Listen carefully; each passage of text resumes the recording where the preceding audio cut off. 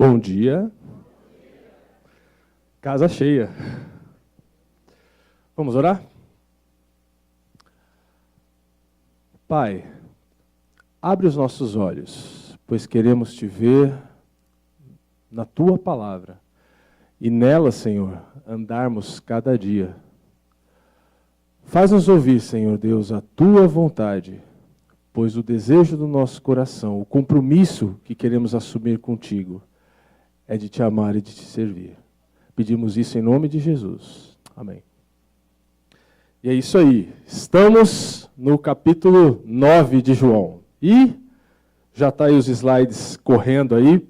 Obrigado a turma lá do audiovisual. Obrigado mesmo. E vamos lá. Eu faço sempre essa pergunta, né? Eu não me canso. Toda vez que vocês me virem aqui, enquanto o pastor Edgar, a equipe aqui me derem esse privilégio de poder repartir com vocês, eu vou sempre perguntar isso todas as vezes. Você já leu todo o Evangelho de João ao longo desses últimos 50 dias? Sim? Você foi desafiado isso por meio dessa série? Essa série tem provocado você a voltar para as Escrituras, a olhar para ela, falar, peraí, deixa eu cavar um pouquinho mais. Tem acontecido isso com você? Se não tem, gente, você tem mais pelo menos uma oportunidade. Tem várias, na verdade, mas pelo menos no que diz respeito a essa série, pelo menos tem mais uma semana aí que vai ter esse tema que está sendo tratado, né? Aqui, ó, Jesus é Deus e está provado. E o Evangelho de João tem sido a base da grande maioria dos textos que têm sido pregados aqui, e hoje não será diferente. Por que eu faço essa pergunta? Porque quando você chega aqui, já com a leitura feita, você já ganha, primeiro, por enxergar o cenário inteiro, o contexto mais amplo desse livro. E, por tabela, você pode interpretar a parte que está sendo pregada hoje à luz do todo. Então você ganha uma iluminação muito maior. E lógico, hashtag fica a dica, se você não leu, leia, tá bom? Então hoje, João capítulo 9, se você está aí com a sua Bíblia, seja ela em papel, digital, importa que você tenha a sua e possa usá-la aí, tá legal? Então vamos adiante aí. Bom, o gráfico não ficou tão bom, a tabela não ficou tão boa, ficou pequenininha, mas uma das narrativas, né, um dos pontos focais do Evangelho de João, entre lá os 7 sinais milagrosos, um deles nós vamos explorar hoje, também há os 7 eu sou, obrigado. Eita, esses caras são demais. Olha lá, os 7 eu sou que Jesus pronuncia ao longo de todo o Evangelho de João. Na verdade, João constrói a narrativa do Evangelho em cima dessas questões. Então, perceber isso no texto já te dá uma pista bem legal para a leitura e interpretação desse Evangelho. Uma coisa que não está no slide nem nada aí, é que o primeiro livro inteiro da Bíblia que eu pude ler foi esse Evangelho de João. E ele chegou nas minhas mãos depois de uma ação evangelística. Alguém chegou e depois que me falou do Evangelho, me expôs quem era Jesus e tudo mais, alguém chegou e falou, está aqui para você conhecer um pouco mais desse Jesus. E tenha certeza que esse Evangelho fez muita diferença para mim. Né? Esse Evangelho me levou para dentro das Escrituras e de lá eu não saí mais. Né? Então faz diferença, gente, ler, nem que seja uma pequena porção, mas ler o livro inteiro faz muita diferença para a minha vida e continua fazendo até hoje. E hoje eu posso estar aqui falando desse Evangelho. Mas vamos lá. Quando a gente tem esse foco e entende essa narrativa de João, você consegue perceber que caminhos o evangelista está dando para a sua palavra aí.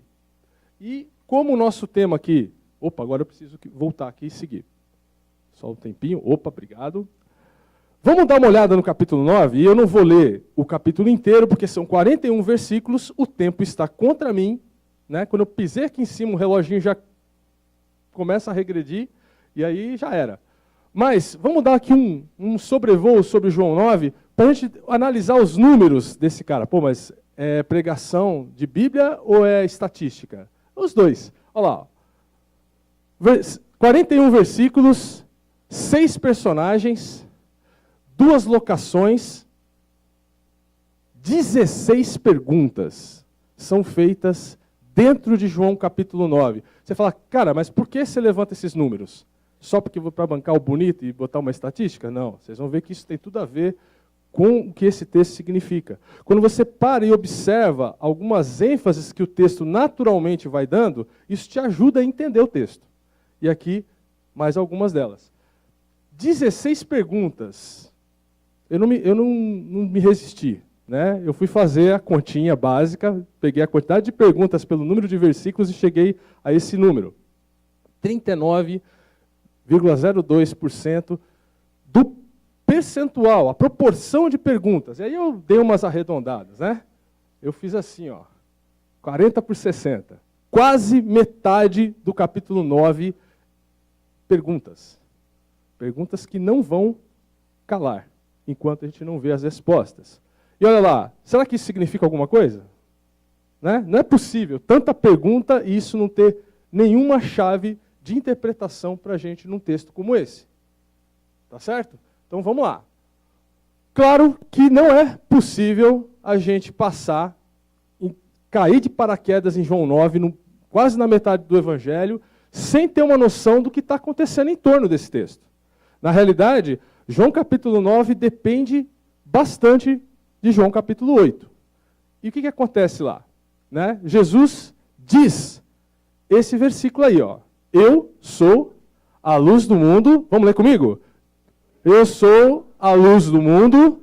Quem me segue não andará em... Mas... Beleza, gastei um pouco menos da minha voz e todo mundo leu. Ó. Sensacional. A questão aqui em João 8, se você vai relembrar comigo, Jesus começa o capítulo 8 tendo uma pequena discussão com os fariseus, coisa que ele quase não fazia. Na verdade, era o contrário, eram os fariseus que vinham discutir com ele. E a abertura do capítulo 8 é justamente Jesus sendo provocado pelos fariseus com o episódio da mulher pega em adultério. E essas aspas minhas aqui é porque a situação é apresentada de uma forma extremamente suspeita. E Jesus não se deixa abalar pela provocação dos fariseus e responde a eles da seguinte maneira. Legal, ela foi pega em flagrante adultério? Maravilha, então faz o seguinte.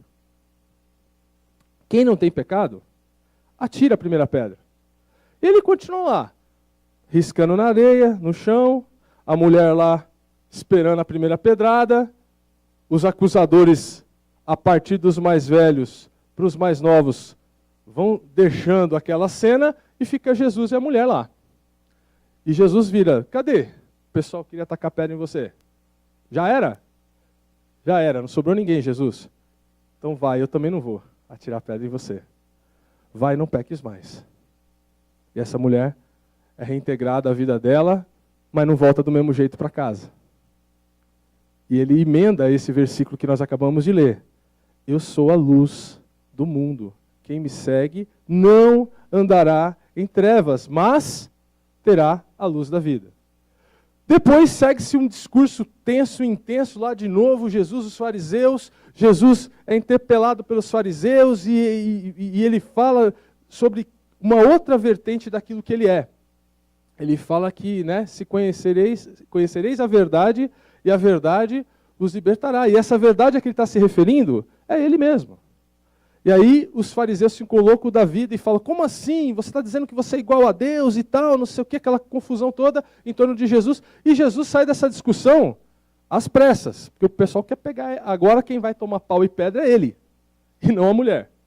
Tá certo? Então isso é o que dá base para o capítulo 9. Porque quando você abre aí o capítulo 9, se você leu da mesma forma que eu, você começa assim, passando Jesus, viu um homem cego de nascença, mas passou onde? Né?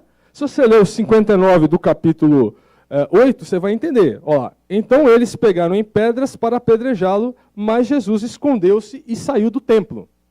Então Jesus estava ali no meio da possibilidade de tomar umas pedradas na venta e ele vaza, ele sai do templo, ele cai fora. Ele não fica ali esperando a pedra. Ele dá um jeito lá e sai do templo. E nessa saída do templo, então, ele topa com quem? Com o cego. Assunto nosso aqui hoje. O cego. E aí começa uma situação. que eu quero abordar aqui de maneira um pouquinho mais rápida. Já falei sobre isso, né? É impossível ter uma visão completa de João capítulo 9 sem perceber o contexto de João capítulo 8. Mas vamos lá. Todos os evangelhos, isso aqui é a minha teoria de hoje, todos os evangelhos são visões sobre Jesus. Vamos falar de cego, então nada mais apropriado do que trabalhar com questão de visão. Ok? Então, todos os evangelhos são visões acerca da pessoa de Jesus. Cada evangelista faz a sua narrativa a partir de uma lente. Ou seja, tem um evangelho que é superior ao outro? Não. Os evangelhos são suplementares uns aos outros. Por meio dos 4 evangelhos, eu tenho condição de ter uma noção muito mais ampliada a respeito de quem é a pessoa de Jesus. E o nosso caso aqui, nós vamos ver o evangelho a partir de uma lente, né? Uma lente do apóstolo João. E olha lá, dessa vez, já que estamos falando de lente, fui buscar um outro elemento, né? O elemento do cineasta, do diretor de fotografia, de um profissional que precisa trabalhar com uma visão a respeito das coisas. No caso do diretor de fotografia, é imprescindível o uso desse órgão tão sensível para perceber as cenas e contar sua história por meio do olhar. Se você é fã de cinema como eu sou, eu não assisto o filme só pelo título, eu assisto o filme pela fotografia. A fotografia me conta muito mais história. Há filmes em que a fotografia revela o caminho que a história está seguindo. E no caso de João não é diferente. Olhar pelo ângulo, pelo ajuste de lentes, pela luz do ambiente que João olha para Jesus, é o que nos ajuda a ver Jesus, justamente uma série sobre a divindade de Jesus. Se tivesse no Netflix hoje, a capacidade de a gente colocar o Evangelho de João lá seria uma série sobre o meu olhar sobre Jesus. E o episódio de hoje, olha lá, o pior cego. O título é meu, tá? Mas eu queria que a gente chamasse a atenção hoje para essa questão. Nós estamos numa série, como é pregado aqui. Eu estou carregando esse ambiente de série, esse olhar de um cineasta para a nossa visão, para termos uma visão sobre a pessoa de Jesus, como ele é mostrado, narrado nas Escrituras por meio de Jesus, a partir desse episódio do cego. Então vamos lá. Primeiro aqui, queria também trazer, vocês vão ver na tela aí, entre um slide e outro, cenas como essa, assim, de aparelhos em que o uso da visão é imprescindível. E aqui nós temos um pessoal aí da área de saúde, biologia, sabe do que é isso aí? É um microscópio. E o microscópio permite ver como? Você tem uma visão precisa, bem meticulosa, mas de uma área bem restrita, certo? Então a visão pelo microscópio é uma visão restrita, porém precisa. E o que eu quero dizer com isso? Isso tem a ver com a primeira cena dessa nossa série, né?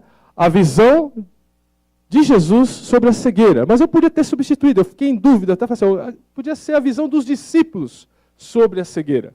Porque, de fato, a visão dos discípulos era bem restrita. E foi aperfeiçoada pela visão de Jesus. O texto aí dos versículos 1 ao 7, eu não vou ler eles inteiros aqui, eu vou só sobrevoá-los. Mas fala que Jesus então sai do templo e viu um homem cego de nascença. E na sequência a gente percebe que Jesus saiu do templo acompanhado pelos discípulos e eles viram também. Então não foi só apenas Jesus que viu o cego de nascença. Os discípulos viram o mesmo cego de nascença, ele estava mendigando ali à porta do templo e eles já começam as perguntas, né? Versículo 2, os versículos perguntam: Mestre, quem pecou para que esse homem nascesse cego? Foi ele mesmo ou seus pais? Essa foi a pergunta. Os caras estão saindo do templo, correndo dos fariseus, vendo o cego mendigando, ainda tem tempo para questionar Jesus. Jesus, o cara está cego, nasceu cego. De quem que é o problema? De quem que é o problema? É do cego ou é dos pais do cego? Quem pecou para que esse homem nascesse assim? Então, a visão deles é, olha, alguém pecou nessa parada aí, e o que está errado aí é porque é resultado ou ele ou os pais que deram uma pisada na bola aí. Certo, Jesus? Jesus falou, errado. Ele falou ao contrário, não foi nem esse homem e nem os pais deles que pecaram. Detalhe, Jesus não está afirmando que esses homens não eram pecadores. Tá? Está dizendo que a cegueira ali tinha outro propósito, outro motivo. E ele declara, qual que é a declaração de Jesus? Ele diz, olha só, nem ele, nem seus pais pecaram, mas isso aconteceu para que nele se manifestem as obras de Deus. É engraçado a gente ver as desgraças do nosso mundo e sempre buscar necessariamente um culpado. Eu não estou dizendo que as coisas acontecem ao léu, fora da nossa responsabilidade como interagentes com o mundo e com as pessoas que há nesse mundo, mas o que eu quero dizer é que existe uma realidade superior a tudo isso.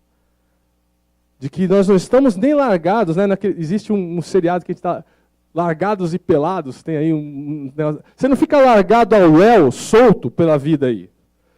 Deus, por mais que exista um caos instalado ao nosso redor, Deus está presente e atuante em tudo. Não quero aqui também entrar na polêmica e dizer, então Deus é bom, por que Ele deixa a gente entrar em roubadas, em situações? Por que tem um cego? Por que tem um pobre? Por que tem um aleijado? A gente pode sair questionando isso, e é um questionamento que eu considero válido. Eu não acho ruim, porque eu também questiono a Deus. Deus, por quê, né? E quando eu topo com esse texto, talvez uma parte das minhas angústias e respostas vem, para que nele se manifeste a obra de Deus. E é curioso quando a gente olha para isso, e vê que Deus, na pessoa de Jesus, para. Ele deixa de correr dos fariseus, ele para e fala, é tempo de fazer a obra de Deus. Era tempo de sair correndo das pedras dos fariseus? Sim, mas era tempo de fazer aquilo que Deus o havia ordenado para fazer. E é isso que ele ensina aos discípulos. E não sendo suficiente isso, ele para, ele aborda o cego e ele instrumentaliza ali o milagre. De uma maneira bastante assim peculiar. O camarada é cego de nascença. Ele para e a gente não vê ali um diálogo assim, então, você quer voltar a enxergar? Não, não há esse diálogo. Há uma ação de Jesus que cospe na terra arenosa ali do caminho do templo. Ele cospe, faz uma massinha. Minhas filhas saberiam dizer bem melhor o que é isso daí. Faz um bolinho de terra ali, tá? E ele pega esse bolinho de terra e unta, põe sobre os olhos do cego e ainda diz para ele, sente o drama, o cara é cego, está mendigando, sai com aquela terrinha no olho e fala, seguinte amigo, você vai caminhar até o tanque, vai lá e se lava e volta.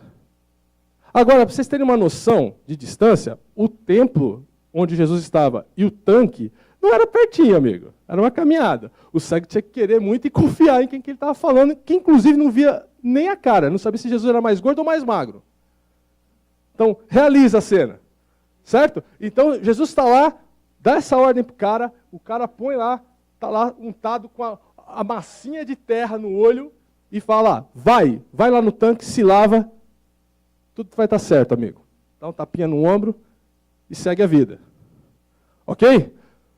Olha lá, uma coisa para a gente entender aqui, ó, né? E eu estou dividindo esse episódio aqui com relação a essa noção de visão e cegueira. E eu vou ter que ser bem rápido, senão vão me cortar aqui. Ó, cegueira, nesse caso, é não distinguir Deus e aquilo que Ele quer realizar. Está errado ali, mas estou corrigindo aqui.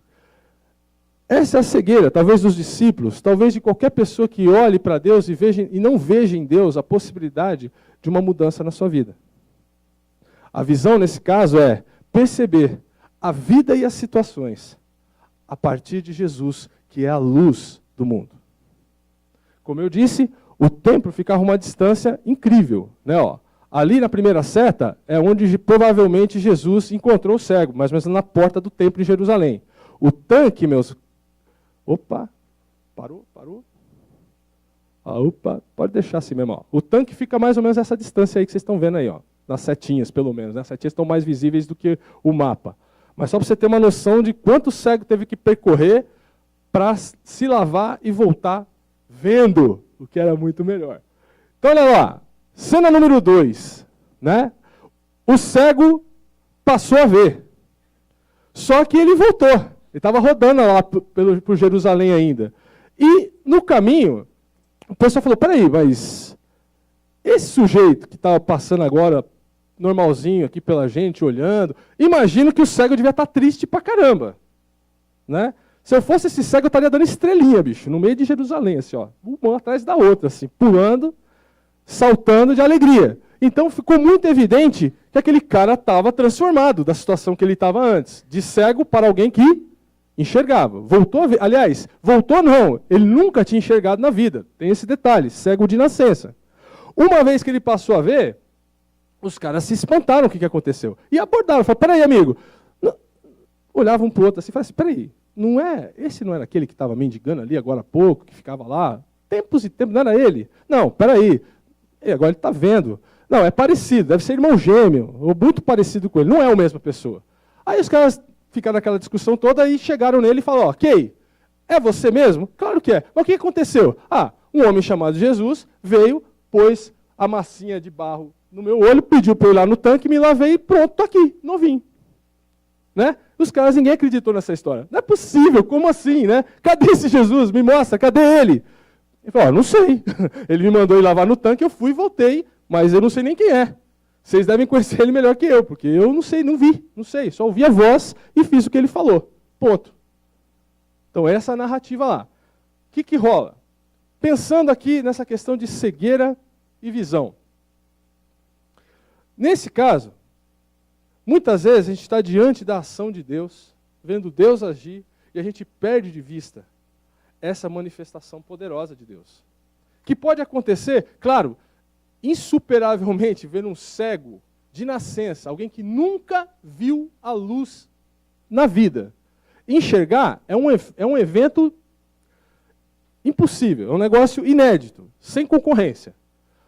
Mas perder de vista maneiras como Deus se manifesta na sua vida, na sua história, na sua condição de vida.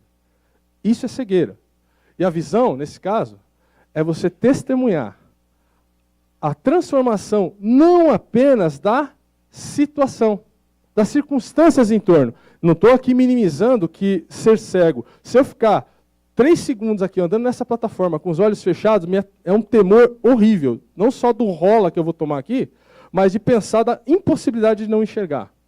Ainda mais fazendo o que eu faço na minha vida do dia a dia, em que eu dependo fatalmente daquilo que eu observo, daquilo que eu enxergo. A visão, testemunhar a transformação não somente da circunstância, mas no caráter. Vamos lembrar que o cego, né, agora olhando com outras lentes, com lentes coloridas, com as lentes de Jesus para a vida desse homem, a gente pode enxergar antes o mendigo. E o mendigo era engraçado, sendo cego, assim como outras pessoas no nosso dia a dia, às vezes até aqui nos faróis do nosso entorno aqui, pedindo ou colocando pacotinho de balinha nos nossos carros, ou abordando a gente no metrô, no trem, essas pessoas são pessoas invisíveis. Né? O homem era cego, e essa cegueira dele, na sua mendicância, o tornava um ser invisível. Curiosamente, após o milagre, após a transformação, esse homem passa a ser notado. Notado pela transformação que Jesus fez na vida dele. Será que é assim que a gente está sendo visto também?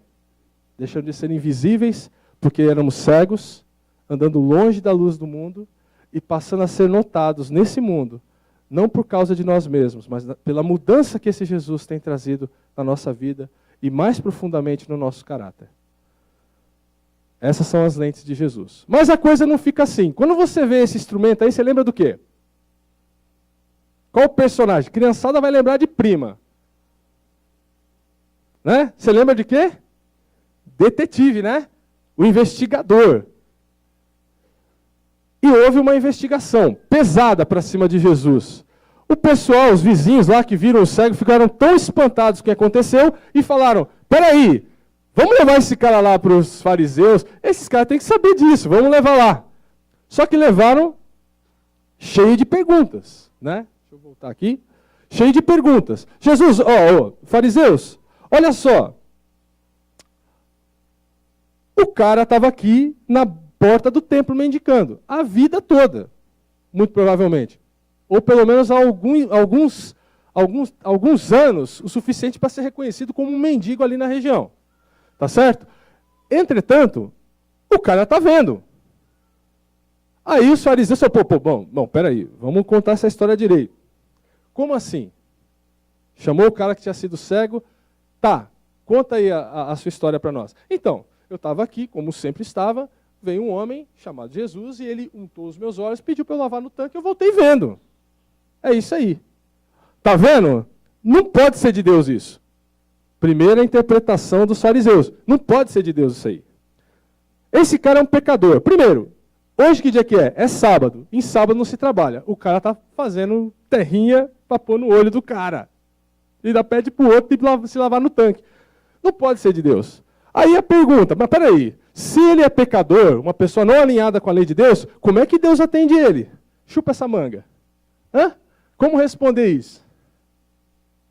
Aí há uma confusão. Todo mundo se dividiu lá dentro e começou. Não, peraí.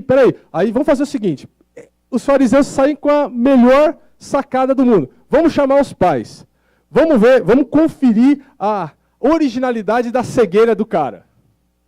Vamos perguntar para quem, né? Conhece desde criancinha. Tá bom, chamou os pais vieram amedrontados, porque eles não foram assim, olha, vocês estão convidados a vir aqui nessa reunião.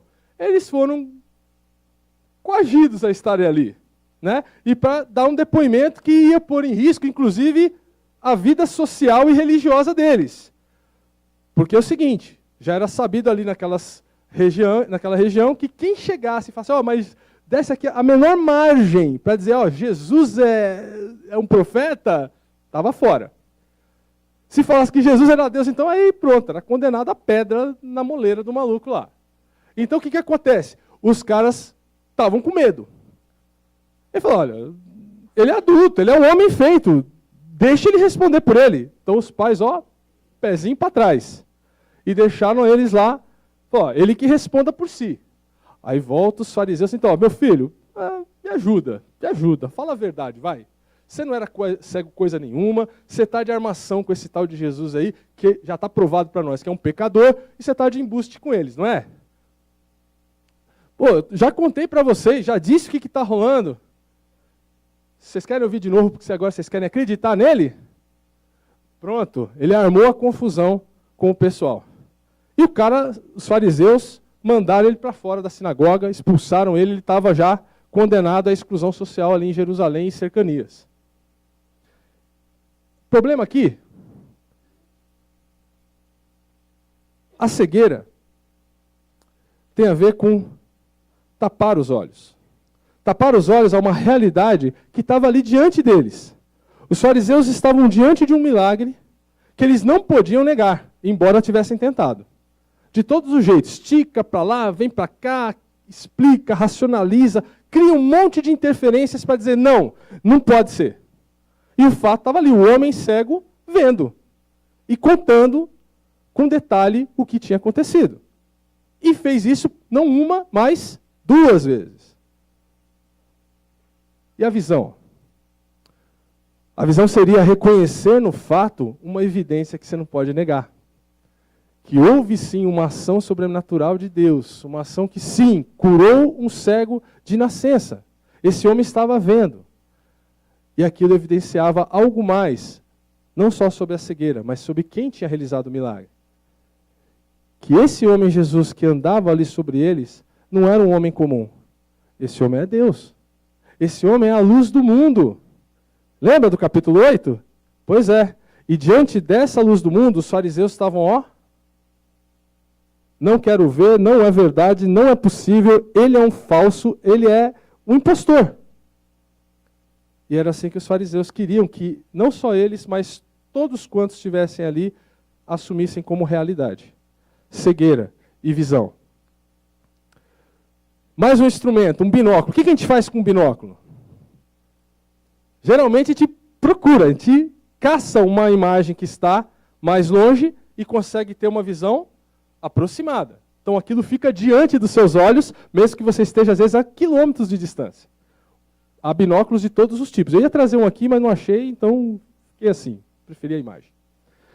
Nesse caso aí, na nossa cena 4 dessa série, nós temos agora a visão do cego sobre Jesus. A gente teve uma visão de Jesus sobre a cegueira, a gente teve uma visão dos vizinhos sobre o cego, a gente teve uma visão dos fariseus sobre Jesus, agora uma visão do cego, do homem que tinha sido cego, sobre a pessoa de Jesus.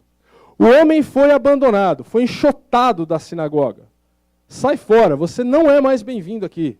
Você é tão falso quanto esse cara que a gente odeia, que tem o nome de Jesus. Cai fora. E esse cara, agora vendo, está ali, solto. Andando, com as pessoas talvez se afastando, né? Nem passando perto dele. Virou mais um, virou um número na multidão. E aí é que Jesus entra em cena. Jesus aborda e fala assim: você crê no Filho do Homem? E o cego vira, né? O homem que tinha sido cego vira e fala assim: quem é ele para que eu nele acredite? E Jesus vira e diz: sou eu que estou falando com você, amigo. Qual foi a atitude do cego? Ele tinha visto Jesus alguma vez na vida? Não, né? Entretanto, Jesus restaura a visão a ele. Ele passa a enxergar. Ele conhecia Jesus, assim de camaradagem, tinha alguma referência, um retrato falado de Jesus? Ao que o texto indica, também não. E esse homem é confrontado ali, frente a frente com Jesus. Ele fala: sou eu o que falo agora aqui com você. Qual foi a atitude do cego? Eu creio, Senhor. E o adorou. Você só se faz isso numa cultura judaica diante de alguém que você reverencia como Deus, como Senhor. E o homem que nunca tinha enxergado, não sabia nem qual é a cara de Jesus, só tinha ouvido a voz e foi o suficiente para ele obedecer. Agora que ele estava enxergando, ele passou a ver não só o mundo, as pessoas e as circunstâncias, mas Deus na vida dele. Visão, cegueira, seria deixar de notar esse Cristo que fala com você, como falou com o cego. E a visão é exatamente enxergar a Cristo como luz e Senhor de sua vida. Isso faz diferença na vida do cego, que embora vendo, foi enxotado, mas ganhou a Cristo como a luz e o Senhor da sua vida. Deixa eu me apressar aqui. E por último, a visão de Jesus sobre os fariseus. Agora todas as lentes foram abertas, né? E Jesus estava lá conversando com o cara, e tinha um fariseu ali na borda, ali, só vendo o que ia acontecer. Aí Jesus falou: olha, eu vim a esse mundo para juízo, para que pessoas que pensam que enxergam sejam cegas, e para que cegos passem a ver. Aí o fariseu: peraí, você está dizendo que nós somos cegos? Fala assim: se vocês soubessem que vocês são cegos, vocês não teriam culpa. Mas como vocês acham que enxergam, a mão de Deus vai pesar sobre vocês. O juízo de Deus vai ser sobre vocês. E assim a nossa série tem um desfecho sobre essas visões das lentes de João, sobre a cegueira e a visão. Para fechar aqui, cegueira, no caso aqui, é não querer ver apesar de enxergar. E visão, ver é muito mais que enxergar. Um olho aberto, os olhos abertos. Aquilo que nos dá, um dos meios que Deus criou para nós termos contato com a sua criação, com a sua verdade e com a vida que Ele nos dá. Olho aberto. Já viram esse provérbio? O pior cego é o que não quer ver. Desde que eu li esse texto, foi a frase que para mim marcou. Eu falei: puxa, algo muito contemporâneo, atual, que poderia lacrar esse texto para fechar essa pregação. Seria: o pior cego é aquele que não quer ver. Mas eu fui atrás da história por trás desse provérbio. E eu achei um negócio curioso. Não sei quantos conhecem a história desse provérbio aí. Conta-se de um doutor na França, século XVII, dentro de uma universidade. Os caras estavam estudando medicina. E ele conseguiu, naquela época, com a pouca tecnologia que ele tinha disponível, fazer um transplante de córnea e um cara cego. Dr. Vincent é o nome dele. E o paciente que recebeu o transplante chamava-se Angel. Eram franceses lá do interior da França, quase lá na divisa, lá na beira do mar Mediterrâneo ali, a história conta. E, seguinte, fizeram um transplante no cara. A cirurgia foi um sucesso, o cara voltou a ver, a enxergar, mas ele teve uma reclamação.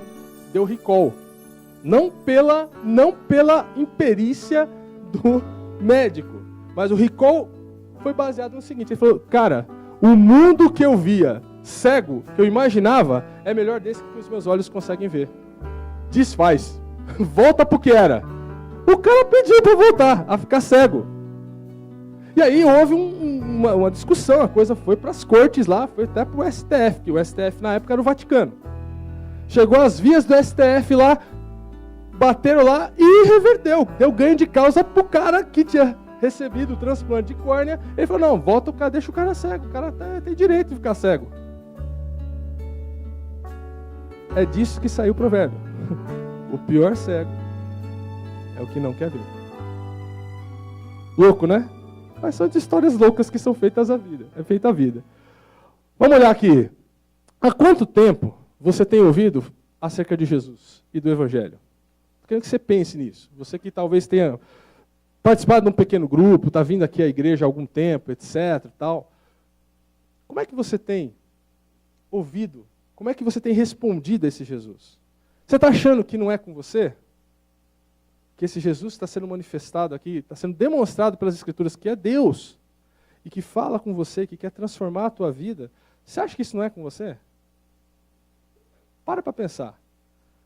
Você tem acolhido esse Evangelho e se entregado a ele como o cego fez, mesmo sem ver? E depois de ver, ouvir e crer? Ou não é com você? Pensa. E para aquele que já crê, a minha pergunta também lá, o que você tem enxergado em sua vida após ter encontrado Jesus? Será que existem alguns pontos cegos, já que estamos falando de visão, né? Pontos cegos na vida, que estão lá acomodadinhos, né?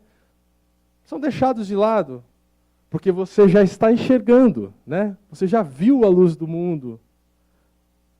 Será que isso não demonstra que você precisa dar uma olhada para essa claridade de Jesus em pontos cegos na sua vida diária?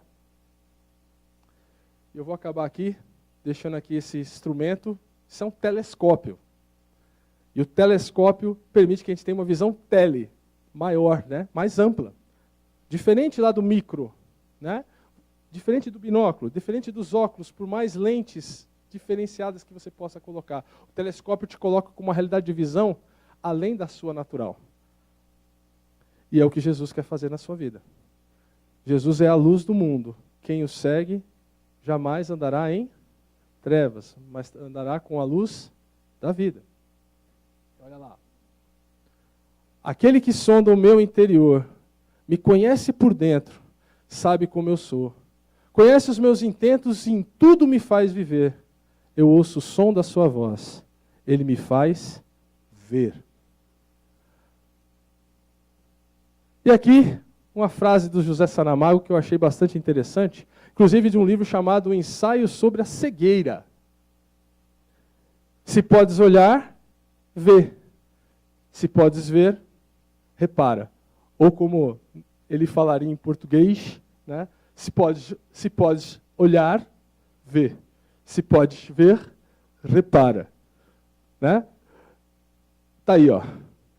O pior cego é o que não quer ver. E espero que não tenha nenhum entre vocês aqui e entre nós. Obrigado.